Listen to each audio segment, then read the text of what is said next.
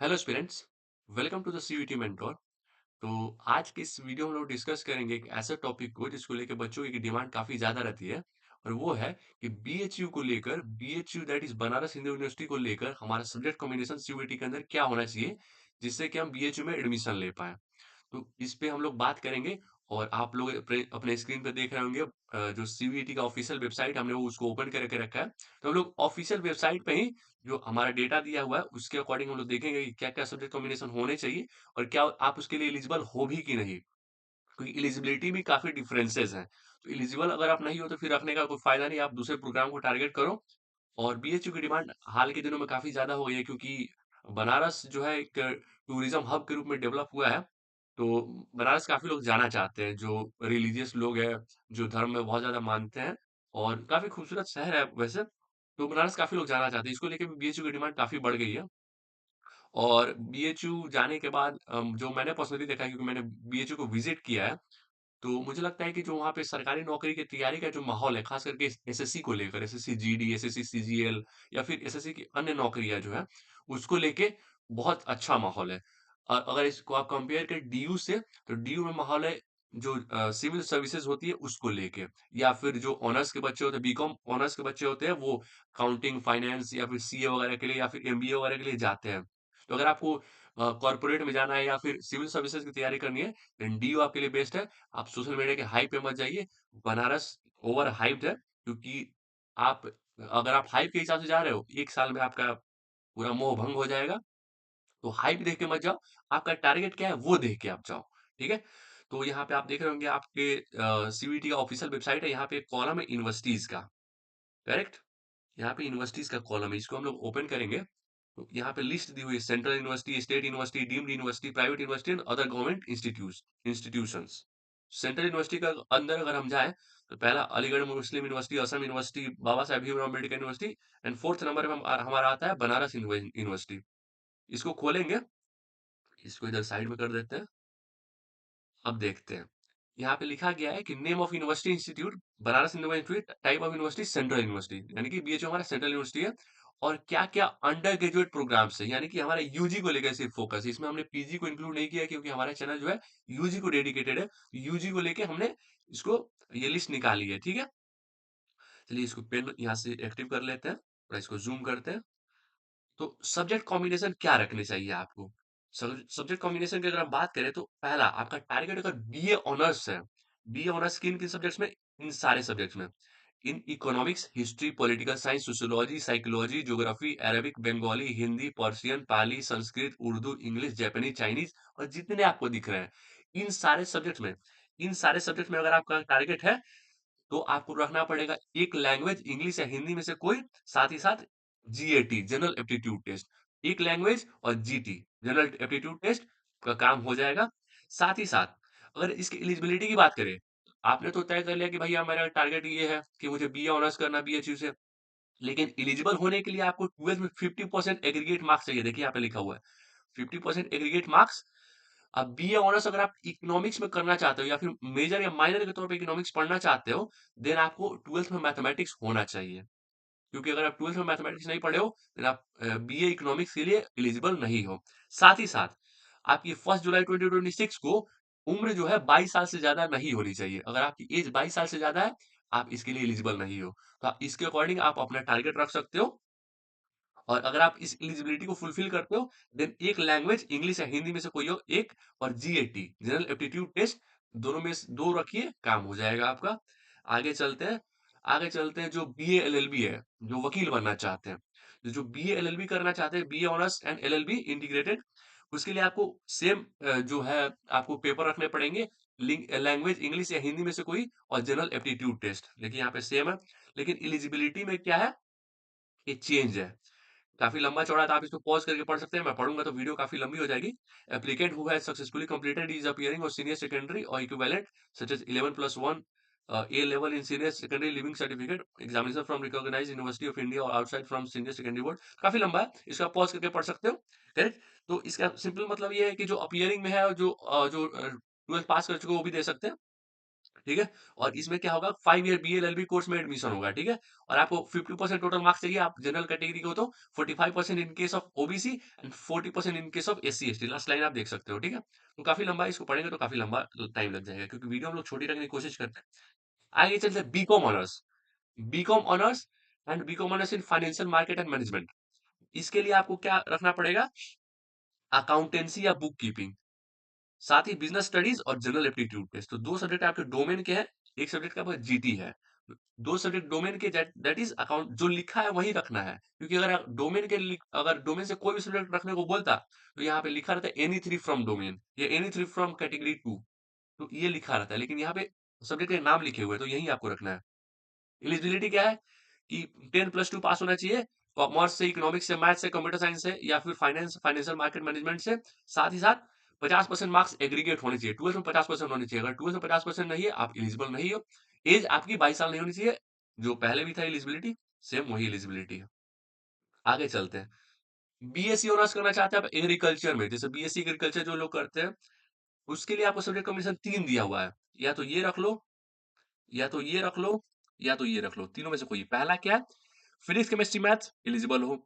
Biology, chemistry, physics, PCM, PCB सब eligible हो। साथ ही साथ एग्रीकल्चर है आपका, biology, biological science, biotechnology, biochemistry में से कोई एक है और केमिस्ट्री है। यानी कि एग्रीकल्चर, केमिस्ट्री और बायोलॉजी में से कोई एक है। बायोलॉजी और बायोलॉजिकल साइंसेज जो है, बायोटेक्नोलॉजी, ये सब में से कोई एक है, एलिजिबल हो। इसकी एलिजिबिलिटी की बात करते हैं कि बीएससी एग्रीकल्चर में एडमिशन के लिए एलिजिबल हो अगर आपने 10+2 यानी कि इंटरमीडिएट आपने किया होना चाहिए एग्रीकल्चर और इन साइंस, यानी कि आप एग्रीकल्चर से होने चाहिए या फिर साइंस से होने चाहिए। दैट मीन्स पीसीएम और पीसीबी या फिर पीसीएमबी, दोनों तीनों से चलेगा। लेकिन अगर आप आर्ट्स से हो या फिर कॉमर्स से हो, आप एलिजिबल नहीं हो। उम्र आपकी जो है 16 साल से कम नहीं होनी चाहिए, 25 साल से ज्यादा नहीं होनी चाहिए। पिछले वाले केस में क्या था, 22 साल से ज्यादा नहीं होनी चाहिए। कम का कोई क्राइटेरिया नहीं है। कम जो आपके बोर्ड के हिसाब से होता होगा उतना तो आपने अचीव किया ही होगा, क्योंकि अगर आप उससे कम हो गए तो बोर्ड के लिए एलिजिबल नहीं होगे। तो 16 साल से कम नहीं होनी चाहिए, 25 साल से ज़्यादा नहीं होनी चाहिए एज। आगे चलते हैं, BSc honours. BSc honours in किसमें? इसको कहते हैं बायो ग्रुप। बायो ग्रुप का मतलब क्या है? Botany, chemistry, zoology, home science, geography, अर्थ साइंसेस। अगर आप बायो ग्रुप से बीएससी करना चाहते हो, देन इन चारों में से कोई एक होना चाहिए। फिजिक्स, केमिस्ट्री तो होना ही चाहिए, फिजिक्स, केमिस्ट्री तो कॉमन है, दोनों में आता है, मैथ्स ग्रुप में भी, बायो ग्रुप में भी। फिजिक्स, केमिस्ट्री होना चाहिए। Biology, biological sciences, biotechnology, biochemistry में से कोई एक होना चाहिए। ठीक है? इसकी एलिजिबिलिटी की बात करें, 50% मार्क्स सेम वही है। और सब्जेक्ट्स में क्या होना चाहिए? Plus any of the following, यानी फिजिक्स, केमिस्ट्री होना ही चाहिए। साथ ही साथ biology, earth science, geography must be pass in each of the concern 3 subjects, यानी कि एक कोई इनमें से पास होना चाहिए, 3 कुल मिलाकर होने चाहिए। उम्र आपकी फिर से 22 साल नहीं होनी चाहिए, आप इसके लिए एलिजिबल हो। अगला है BSc for maths group. Maths group के लिए क्या होना चाहिए? PCM, physics, chemistry, maths, simple. इसमें भी क्या है? फिजिक्स, केमिस्ट्री होना चाहिए, मैथ होना चाहिए, और केमिस्ट्री, स्टैटिस्टिक्स, अर्थ sciences, computer science, information technology, geography में से कोई एक में पास होना चाहिए। एक में भी काम चल जाएगा, ज्यादा में पास हो तो आप बधाई हो आपको, कोई दिक्कत की बात नहीं है। 50% मार्क्स होने चाहिए। तो जितना हमने आप अभी तक देखा उसमें 50% मिनिमम एलिजिबिलिटी क्राइटेरिया, तो आपका 50% नहीं है, देन आप इंप्रूवमेंट दीजिए, क्योंकि 50% से कम में एडमिशन बहुत मुश्किल है। अगर आप कैटेगरी से हो, एससी एसटी से हो, देन आप ले सकते हो। लेकिन मैं कहूंगा कि आप इंप्रूवमेंट दीजिए, क्योंकि आगे भी आपको दिक्कतों का सामना करना पड़ सकता है अगर आपके बोर्ड में अच्छे मार्क्स नहीं है तो। यहाँ पे भी उम्र क्या है? 22 साल से ज़्यादा नहीं होनी चाहिए। यस, ये हम लोग देख रहे थे। अगला देखते हैं, बीटेक। यहाँ पे 2 बीटेक के प्रोग्राम्स ऑफर होते हैं, BTech in food technology, BTech in dairy technology. 2 BTech program offer होते हैं, दोनों में सेम एलिजिबिलिटी है, फिजिक्स, केमिस्ट्री, मैथ्स। करेक्ट? देखिए यहाँ पे आप लोग देख सकते हो, physics, chemistry, maths, physics, chemistry, math. इसकी एलिजिबिलिटी की बात करें तो 10+2 किसमें होना चाहिए? फिजिक्स, केमिस्ट्री, मैथमेटिक्स या फिर physics, chemistry, mathematics, biology with English from a board or university recognised by institute board with at least 50% marks. आपका इंग्लिश होना चाहिए इसमें, विथ इंग्लिश। तो आपके पीसीएम या फिर पीसीएमबी विथ इंग्लिश, तो ये होना चाहिए। साथ ही साथ आपका 50% होना चाहिए, या फिर अगर आप जीपीए में आपका इंस्टीट्यूट आपको रिजल्ट प्रोवाइड करता है तो उतना इक्विवेलेंट उसके जीपीए होने चाहिए। अगर आप इसकी बात करें फूड टेक्नोलॉजी की, तो इसमें भी सेम मोर और लेस वही क्राइटेरिया है, फिजिक्स, केमिस्ट्री, मैथमेटिक्स या फिर physics, chemistry, mathematics, biology with English. तो इसमें भी इंग्लिश मैंडेटरी है, 50%। उम्र क्या है? 17 साल से कम नहीं होनी चाहिए, 25 साल से ज्यादा नहीं होनी चाहिए, एज ऑफ 1 जुलाई 2026। 17 से कम नहीं, 25 से ज्यादा नहीं। अगला है हमारा bachelor of vocation in fashion technology and apparel designing. ये तो मुझे ही नहीं पढ़ने आ रहा है क्या लिखा है। Up apparel, right. डिजाइनिंग का कोई कोर्स है भाई, मेरे को इंग्लिश उतनी अच्छी से आती नहीं है। इसके लिए आपको क्या पढ़ना पड़ेगा? इंग्लिश, हिंदी में से कोई एक, साथ ही साथ जनरल एप्टीट्यूड टेस्ट। तो एक लैंग्वेज, एक जीटी काम हो जाएगा। इसके लिए क्या है कि 10+2 आपका पास होना चाहिए, या फिर ये लेवल 4 एनएसक्यूएफ सर्टिफिकेट और any other equivalent examination recognized by university securing a minimum of 50%। आपने नॉर्मल 12th पास किया है या फिर लेवल 4 एनएसक्यूएफ सर्टिफिकेट है विथ 50% मार्क्स, आप एलिजिबल हो। एज जो है 22 साल से ज्यादा नहीं होनी चाहिए, जो कि सारे प्रोग्राम्स में लगभग हमने देखा ही है। आगे चलते हैं। Bachelor of vocation in modern office management. इसके लिए आपको क्या पढ़ना पड़ेगा? सिंपल वही है, फिर से एक लैंग्वेज, इंग्लिश और हिंदी में से कोई एक, general aptitude test. Same eligibility है पिछले वाले की तरह, 10+2 पास होना चाहिए 50% के साथ, या फिर लेवल 4 एनएसक्यूएफ सर्टिफिकेट। एज जो है 22 साल से ज्यादा नहीं होनी चाहिए। अगला है bachelor of vocation in food processing and management. इसके लिए आपको तीन, या तो पीसीएम होना चाहिए, या तो पीसीबी होना चाहिए, या तो आप एग्रीकल्चर से भी हो तो भी आपका चल जाएगा with physics and chemistry and biology. Physics यहाँ पे मैंडेटरी नहीं मांगा गया है। एग्रीकल्चर आपका फिजिक्स से रहेगा तो भी हो जाएगा आपका। एलिजिबिलिटी क्या है? 10+2 पास होना चाहिए 50%, वही एलिजिबिलिटी है। लेवल 4 एनएसक्यू सर्टिफिकेट और एनी अदर इक्विवेलेंट, 12th या उसकी इक्विवेलेंट कोई ऐसा डिग्री जो 50% के साथ पास हो। एज जो है 22 साल से ज्यादा नहीं होनी चाहिए। Simple eligibility.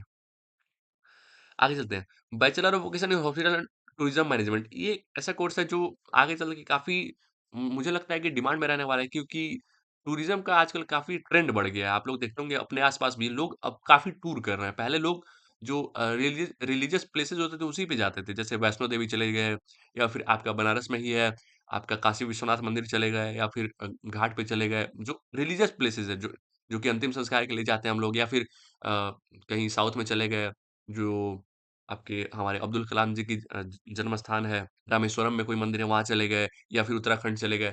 लेकिन आजकल लोग टूरिज़्म बहुत ज़्यादा कर रहे हैं, तो ये एक ऐसा कोर्स है जो मुझे लगता है कि काफ़ी डिमांड में आने वाले टाइम में रहने वाला है, राइट? इसके लिए क्या चाहिए? इंग्लिश, हिंदी में से कोई एक, साथ ही साथ general aptitude test. Same eligibility है पिछले वाले की तरह, 10+2 50% के साथ, या फिर लेवल 4 एनएसक्यूएफ सर्टिफिकेट या उसकी इक्विवेलेंट। अगला है bachelor of vocation in medical lab technology. बहुत लोग लैब टेक्नोलॉजी का कोर्स करते हैं, सॉरी। उसके लिए एलिजिबिलिटी क्या है? इंग्लिश या हिंदी में से कोई एक, और इनमें से कोई एक, biology, biological sciences, biotechnology, biochemistry. Simply जो जनरल लोग, बच्चे जो कोर्स करते हैं 12th, वो जनरली बायोलॉजी रखते हैं, लेकिन बायोटेक्नोलॉजी, बायोलॉजिकल साइंसेस भी है तो भी आप एलिजिबल हो। इंग्लिश हिंदी में से कोई एक ले लो, बायोलॉजी एक ले लो, काम हो जाएगा आपका। सेम पिछले वाले की तरह एलिजिबिलिटी क्राइटेरिया 50% या 12th, या फिर लेवल 4 एनएसक्यूएफ सर्टिफिकेट, और एज जो है 22 साल से ज्यादा नहीं होनी चाहिए। अगला है bachelor of vocation in retail and logistic management. इसके लिए क्या चाहिए? इंग्लिश और हिंदी में से कोई एक, जनरल एप्टीट्यूड टेस्ट। तो यहाँ सेम वही एलिजिबिलिटी क्राइटेरिया, पास होना चाहिए 10+2 विथ 50%, या फिर लेवल 4 एनएसक्यूएफ सर्टिफिकेट। एज जो है 22 ईयर से ज्यादा नहीं होनी चाहिए। Bachelor of fine arts. So bachelor of fine arts in applied arts, painting, textile design, जो कपड़े वगैरह पे डिजाइनिंग होता है, या फिर पेंटिंग होती है जो, या फिर प्लास्टिक आर्ट जो होता है, जो उसमें अगर आपको बैचलर्स करना है, देन आपको फाइन आर्ट्स होना चाहिए या फिर विजुअल आर्ट्स, दोनों में से कोई एक होना चाहिए। यहाँ पे नोट देके लिखा गया है, the final admission merit for these courses will have both CUET UG plus practical examination conducted in BHU. तो यहाँ पे आपका सीयूईटी निकालने के बाद एक प्रैक्टिकल एग्जामिनेशन भी होगा, जो कि बीएचयू के अंदर कंडक्ट होगा। उसके बाद आपकी मेरिट लिस्ट बनेगी। उसके बाद आपको बताया जाएगा कि आप एलिजिबल हो कि नहीं, आप इसमें एडमिशन ले सकते हो कि नहीं, लाइक आपका कट ऑफ क्लियर हुआ कि नहीं। इसके लिए क्या होना चाहिए कि आपका 10+2 पास होना चाहिए जस्ट 50% के साथ, और कोई क्राइटेरिया नहीं है। एज जो है 22 ईयर से ज्यादा नहीं होनी चाहिए।